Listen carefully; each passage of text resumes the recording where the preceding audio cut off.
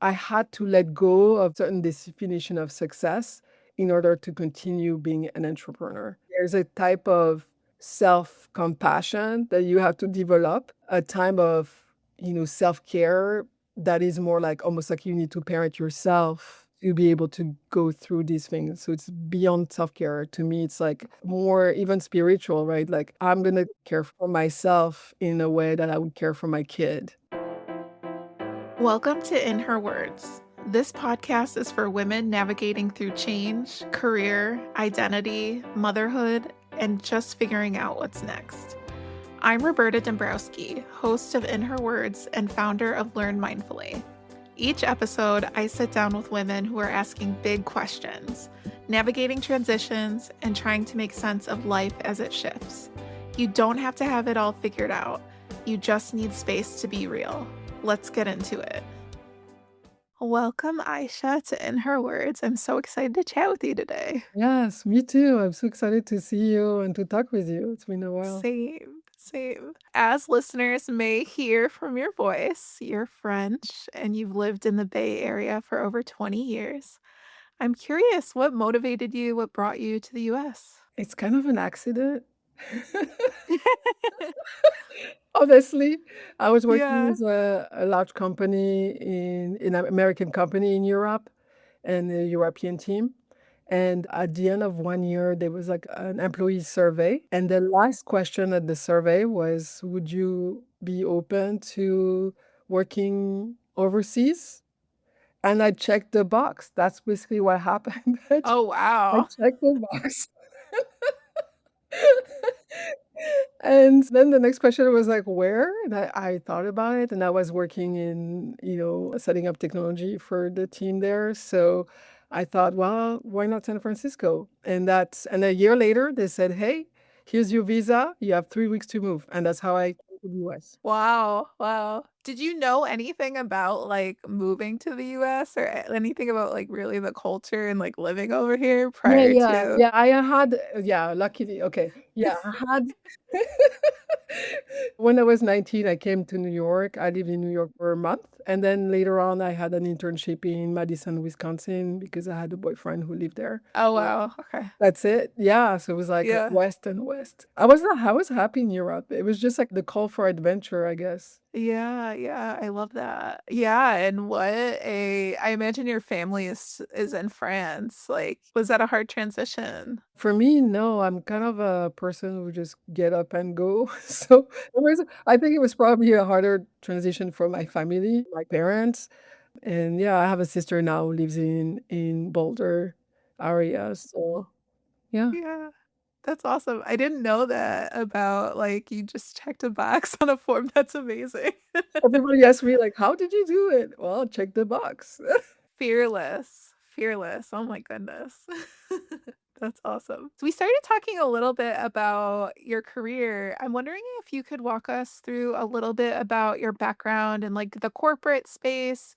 I know you've worn many different hats and your road has been a little bit winding. I'm wondering if you could walk us through it. Yeah, so I would say the long story short, the general theme is that I've always wanted, ever since I was a kid, I was always interested in like how the world works.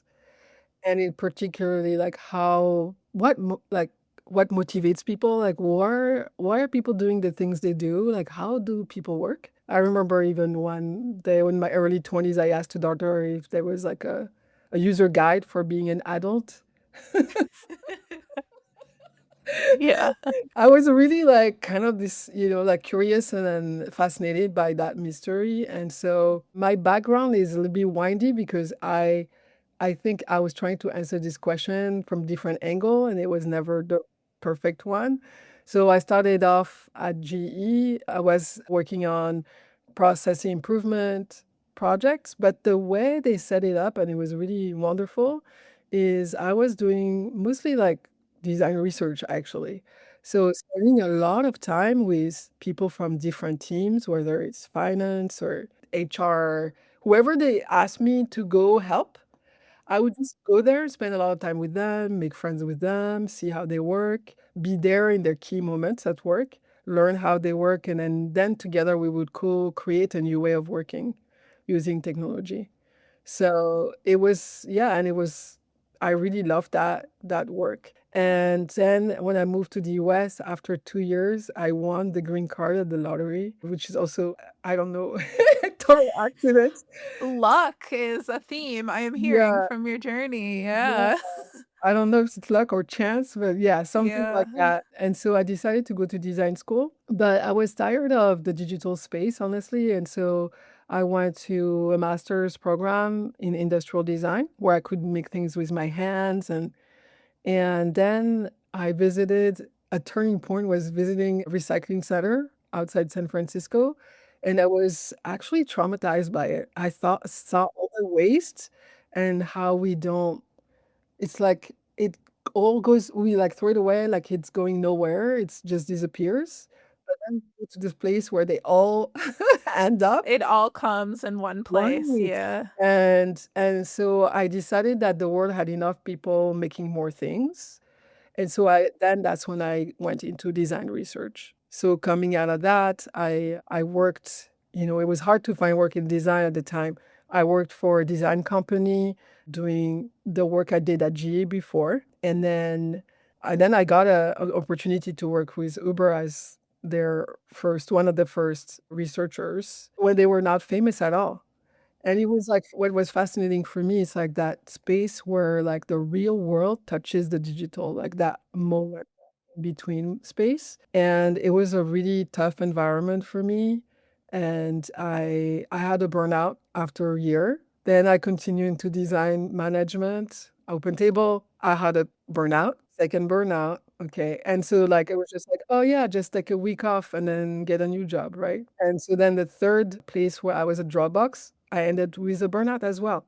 And so at the third, it's really painful every time. And I realized like, okay, there's something that I don't see that's getting in my way. I need to pause. Yeah. Very wise of you to be able to recognize that because I think that a lot of workplaces make burnout to be an individual issue when really it is a systemic issue. Yeah. But at first I thought like, oh, it's, like I had a reason for going back into tech. And one of them was I was divorced and my son's dad was around like very actively here.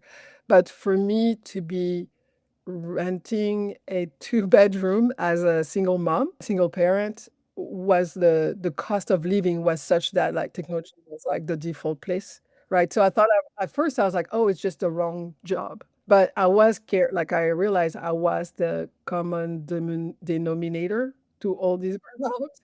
So I realized, okay, there's something about me. And yes, the resilience is really high. So that's a challenge when it's out of control, you know goes too far, it needs to be balanced. But then I actually went into psychedelic therapy after doing a lot of research and working with someone to integrate it over time for like I worked with him for 2 years. And that was really important. After I came out, it was just like a newborn. It was like everything that I cared like worried me that I cared about didn't make sense as much. And it was just like, okay, I don't know who am I and who do I want to be in this world. And so it was, I decided that I need to do study philosophy, psychology, and spirituality to kind of get some bearings. And the pandemic just started. And I was like, well, I need community. A friend of mine said, hey, you need to check this coaching school. And I was like, I don't want to be a coach. It's kind of sleazy. Yeah. Yeah, that sounds familiar. I've had those thoughts too. What about like the guru coach? And I was like, I don't want to be that person. And he said, just check it out and see. And it was actually aligned with my values. And I joined and I was like, I just want to study in community. And when the first time they asked me to coach someone as an exercise or like a practice, I realized, oh, this is what I've been looking for all my life. Yeah. Yeah. I found Yeah. myself that moment. And so it feels like it's not a job for me, it's me. Yeah, yeah, I love that. I can relate to that as well. It's a way of being and holding space and communicating with another person. Yeah, it permeates into all the parts of my life. Like, how can I like, my lifestyle changed to support how I wanna be as a coach. Yeah, absolutely, absolutely. I'm curious, you mentioned after the therapy that you went through, you felt like a newborn. I imagine that your definition of success shifted in that time, like when you were in tech and then after therapy. I'm curious if you could tell us a little bit about that. Like, Yeah, yeah. completely. So I actually stuck with so after the therapy, I felt like, okay, I couldn't trust all these structures or these ways that the ways holding. I couldn't trust any like ways of seeing by default. I had to decide for myself, right? And so failure, but the thing is the lesson around failure took a while to hold. So I was still like trying to be doing like what people are expecting, what's right. Okay, you need to have a job, you need to do this, you need to make money, you need like all these ways that we're all like kind of held in the culture. And what happened is I when I became a coach, I started failing, like economically failing. But in my body and in my mind, it was like at peace and healthy and like I felt like there was like this disconnect between like how I felt inside and then like the how do you make money as an entrepreneur, right? Yes, yeah. Becoming an entrepreneur, and I'm sure you've had this topic coming before in your podcast, is a whole journey of transformation. Yes. Yeah. And Yeah. with like someone like me who tends to have anxiety, it's like it's what I call the curriculum. It's like you learn. Yeah, it is. It's so funny because I had a session with Vivian earlier this morning. She's both of our coaches. And yeah, it's like starting a business and being an entrepreneur is probably the deepest healing experience and also the most triggering experience because it illuminates everything that you've worked on, everything that you think you've gotten past before just becomes even more amplified. It highlights your relationship with money, partnerships. Like there's just so much there. Scarcity, your sense of security, your sense of self and autonomy. There's just so much there. This period of time where I started being an entrepreneur was also a period of time when I was dealing with some healthy issues. And so, like, the anxiety was, like, even more amplified because of that. But in some ways, it's funny how I'm gonna say it. Sometimes being sick is like doing psychedelic therapy because it forces you to stop and look at, okay, what's going on here, right?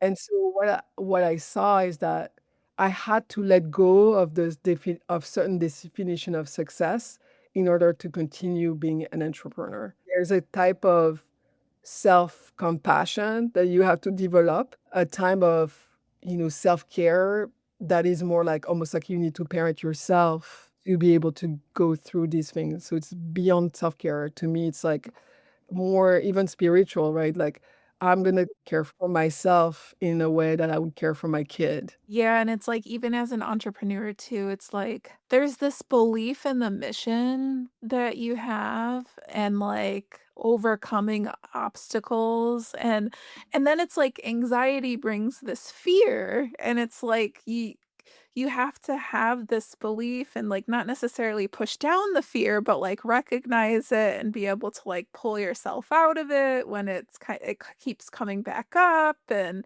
it's this like tug of war almost that I feel myself in constantly, actually. Yeah. Yeah, and I'm trying to, like, reframe that, and one of the ways that has worked so far, I don't know if it will work forever, but it's this sense that you need fear to find courage, and then you need courage to accomplish what you didn't think you could. And so, like, in a way, I'm trying to dissociate, like, the sensation of fear with the from the thoughts around fear.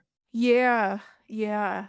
I'm curious what is well, because there's two parts that we're talking about when we say fear. One, I'm curious about how do you define it? And then two, how does it show up for you somatically? Yeah. So I define it as it's almost like a program that's designed to move you away from your worst fear, from your worst the worst case scenario, right? So there is kind of like a benevolence about it, Yeah. right? It's like a program that's designed to protect you by avoiding what you imagine in your mind as the worst thing, Yeah. right? Yeah, yeah, yeah. And so for me, like what I recognize, especially during that 2-year period when I started, entrepreneurship, is that all my fears, all the things that I was trying to avoid happened. So, and yet I'm still here. Yeah, you're still standing. And Yeah. I'm still figuring out. And so like in a way, like it causes me to like trusting that no matter what's coming, I can have the support system around it. I can trust my ability to understand and to look for solutions. I can stand my resourcefulness, all that stuff. And so I feel like over time, the trust grows in some way. Yeah. Yeah, yeah. Yeah, and it loosens it takes away the intensity of the fear as well over time. Yeah. Yeah. Yeah. And then over time, for me personally, I've decided to not get so attached Mhm. to Mhm. what I think is good versus bad, right? Yeah. And more thinking, well, like I have almost like the purpose, like the thing you talked about, like the purpose carries you. Yeah. So being like, okay, I'm gonna stay with that purpose, but not be attached on how it will show up for me. So that if it shows up in a way that I didn't imagine, I can recognize it. Yeah. Yeah. I love that. Yeah. What it has me thinking of is I read this book a few months ago called How to Manifest. And it talks about, like, listening to messages around you and just, like, being really aware of, like, your intuition and, like, basically little messages that the universe is sending you about things, and that's what just came up for me as you were saying that, is, like, not being attached to the outcomes and, like, hey, it may show up in a different way for you, and just being open to that. Right. And I feel like the sure way to get stuck in fear is to be attached to this one image of success or like because it's one out of an infinite number of possibilities. Yeah. Yeah. So if Yeah, you're yeah. more like open and receptive to the infinite, then you're more likely to see more options. Yeah. Yeah, absolutely. Yeah, I know that kind of pulling on that thread a little bit, one of your favorite topics to support clients in around is failure. And it's interesting because I feel like failure can sometimes be this like black and white topic. Either you win or you fail. And so I'm curious if you can talk a little more about that and like why is this one of your favorite topics and like focus areas to work with people on and how did you get to this place around failure and yeah. Yeah, I think we said a little bit of that, right? It's like Yeah. I look back at my whole life and like when you're 20, you're like, okay, my life's gonna be this way, and that way. Yeah. It doesn't look like this, it's failed, right? Mhm. I failed everything. So it's like, oh wait, I actually felt every single point. And then I was like, huh, that's interesting. Like I think it helped me like realize like there's something solid in me that I can trust. There's something about life in general that is so unpredictable. It will serve you whatever it will serve you your worst fears. And if you can sense in yourself that solidity or anchoring that whatever wind or rain's coming at you, you're anchored in some ways versus like trying to grapple outside of you for support or for like for safety, looking Yeah. outside for other people to guide you or for all, like then it feels more like you're floating and you're trying to grab stuff. I don't know how Yeah. to say this. It really feels different for me in that way. Yeah. Yeah, yeah. Yeah. Absolutely. So I had an experience during these 2 years where I was really struggling.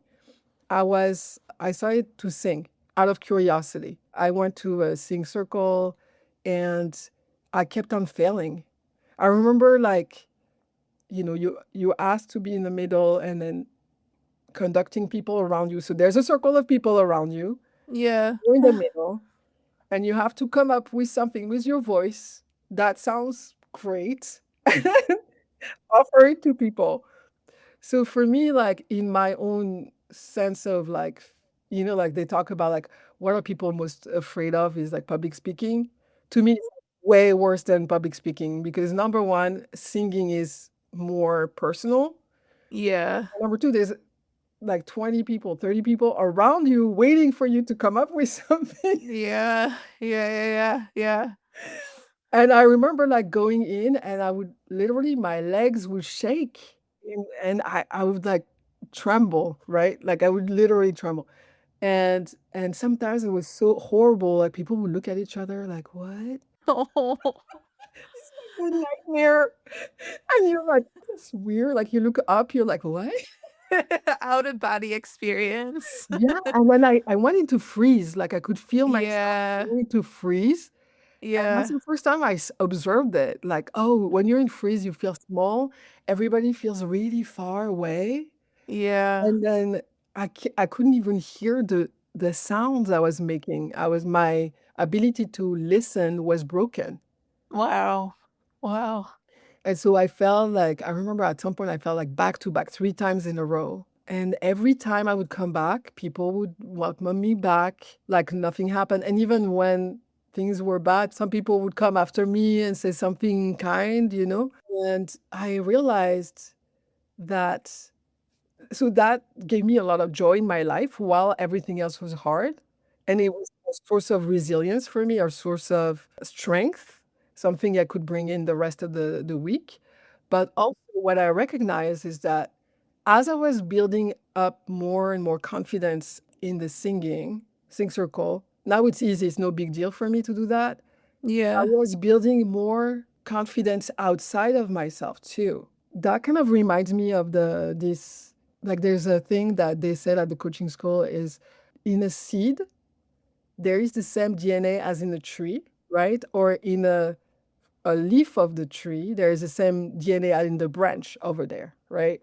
So what that means is if you can grow confidence in another area of your life, it will permeate all the parts of your life. And I really felt that. Yeah. I love that. Yeah, because it's a system is what it's trying to convey. Yeah. Yeah. You're a whole full person, right? All the parts of your life are connected to you. Yeah. And Yeah. so what I realized is the reason why I gained confidence is because there was an environment that Uh-huh. was completely open to failure, where there was no bad judgment. People were encouraging. Everybody's like here to learn. Even the professional singers sometimes fail. It doesn't matter, right? And I felt like we need more of these environments that are designed for that kind of space where you can express yourself and Yeah. take risks and fail. Yeah. Yeah. Absolutely. Yeah. And so I'm assuming you've created environments and spaces like that. Yes. Yeah, would love to hear more about that. Yeah, that's Yeah. my new project I'm about to launch. It's called Wise Wild. Okay. Yeah. And the idea is that you can, like, we lost these parts of us, want to express a deeper part of us. Because we had to conform, we had to be like everyone else, we had to be at work or whatever. Like we had all these roles. Yeah. Yeah, So yeah. creating those spaces where failure is welcome, but like really honestly, authentically, is allowing people to go deeper in taking risk and learning from failure and building that confidence over time, getting to a level of trust, the solidity that they can bring in other parts of their lives. Very cool. Very Yeah. cool. So the way that would work is that every time it's in person in Oakland for now. I have a guest person that offers a kind of practice that is creative. So it could be like a sing circle, for example, but it could be something around drawing, like it could be anything. are led into being more in their bodies, more present, and then just try things and break things, basically. Just like kids, like when you're a 2-year-old, they learn by breaking, by throwing, and that's how they learn. Yeah, yeah, yeah, yeah. I'm the image that's coming to mind is my son who's 14 months now, and he's just like banging stuff around all Yeah, the time. So yeah. yeah. That's how Yeah. they learn about themselves and their environment. Yeah. Yep. So like creating Yeah. that space for adults, and have that community of people who like to learn that way. Yeah. That's my project. Very cool. Well, I speak for, I'm sure, many of our listeners that they would love to hear you in a sing circle format. You really hyped it up, so I feel like we would love to. If you're around in Oakland or in San Francisco area, come, contact me. Yes. I will give you opportunities to even try it if you'd like. Yeah, yeah. And hopefully I can foresee you expanding to virtual at some point as well. Yeah. I'm curious with your coaching work, is there a particular type of client that you enjoy working with? Yeah, so it's gonna be a little bit, that's to me, honestly, it's like anybody who is curious and open. Mhm. Okay. Like curious and open and with like wanting to learn more deeply about themselves and others and especially how to relate. Yeah. Amazing. Amazing. And I feel like the workshops that you're talking about tie in so nicely with that too. So, yeah, great practice for embodiment and creativity. How can folks keep in touch with you if they want to connect or yeah. Yeah, so they can email me. So the email will be in the description. Like email me or like check my website, contact me through the form. And yeah, I'm around and I love to share with people or if you feel like what I'm saying is something that you've been craving for, that you've been looking for, I just love to have a wider community of people around me and yeah, that's so feel free to connect with me. Yeah, absolutely. And we will leave your information in the show notes. And I definitely can attest to that. That's how Aisha and I have connected. We've had many conversations and talked about resources and topics that we like. So definitely reach out to her if you feel inclined to. So thank you so much for sharing your story and being here. Really appreciate it. Thank you for having me here. It's a pleasure to be here. Thanks for being here. If something in this episode landed with you, feel free to pass it along to someone who might need it too. You can leave a review, subscribe, or just keep tuning in. We're figuring it out together. And remember, your story, your voice, your becoming, it all matters.